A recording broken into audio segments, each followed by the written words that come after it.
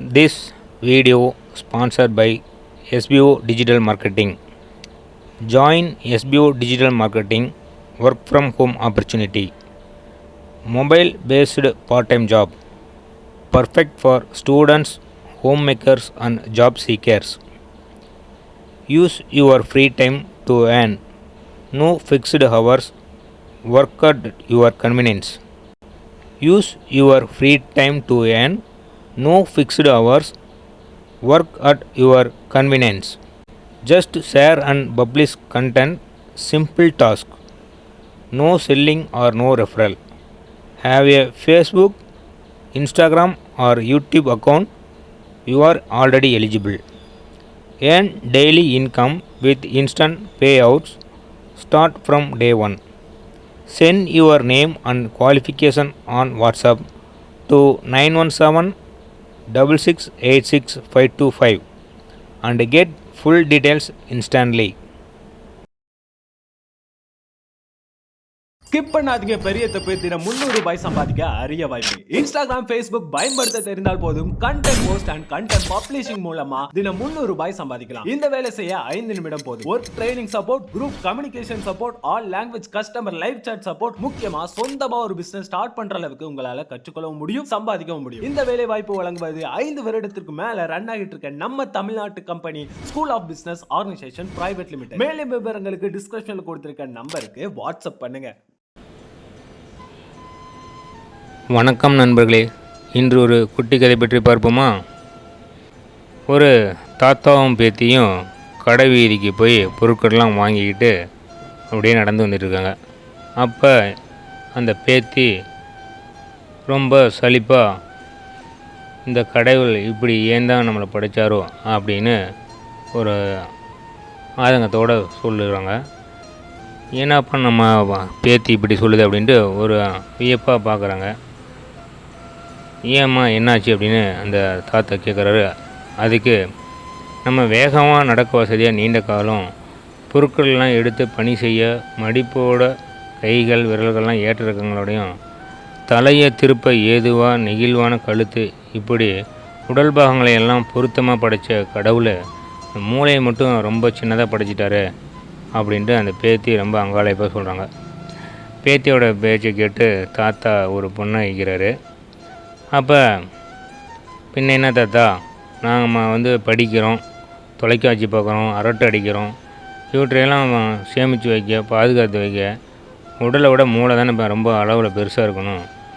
ரொம்ப சிறிய மூளையை படைச்சிட்டு அந்த சிறிய மூளைக்குள்ளே எவ்வளோ விஷயங்களை நம்ம அடக்க முடியும்? என்னோடய கேள்வி சரிதானே அப்படின்னு கேட்குது அந்த பேத்தி.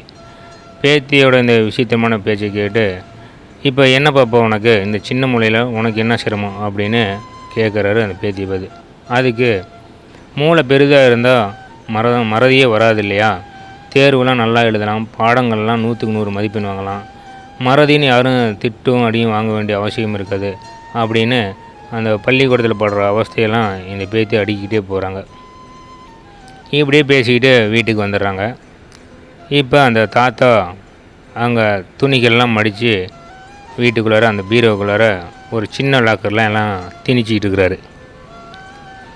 இதை பார்த்துக்கிட்டு இருக்கிற அந்த பேத்தி, தாத்தா உங்களுக்கு துணிகள்லாம் வைக்க அடுக்கவே தெரியல அப்படின்னு அந்த பொண்ணு சொன்னோன்னே, ஏம்மா என்ன அப்படிங்கிறாங்க.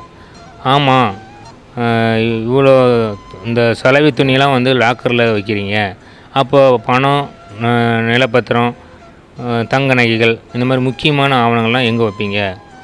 துணிகளை லாக்கரில் வைக்கக்கூடாது அப்படின்னு சொல்லுது. அப்போ ஏன் அப்படின்னு கேட்குறாரு. ஆமாம், லாக்கர் சின்னதாக தானே இருக்கும், அதில் விலை உயர்ந்த முக்கிய பொருட்கள் மட்டும்தான் வைக்கணும், எல்லாத்தையும் திணிச்சா அவசியமானதை பாதுகாக்க முடியாமல் போயிடும் இல்லையா அப்படின்னு அந்த பேத்தி சொல்லுது. இப்போ அந்த தாத்தா அந்த பாயிண்டை பிடிச்சிக்கிட்டு அந்த பேத்திக்கிட்டு திரும்ப கேட்குறாரு. நீ கூறியது சரிதான், பெரிய பீரோவில் லாக்கர் சிறியதாக எப்படி இருக்குதோ அதே மாதிரி தான் நம்மளோட உடல்லையும் மூளை சிறியதாக இறைவன் படைச்சிருக்காரு.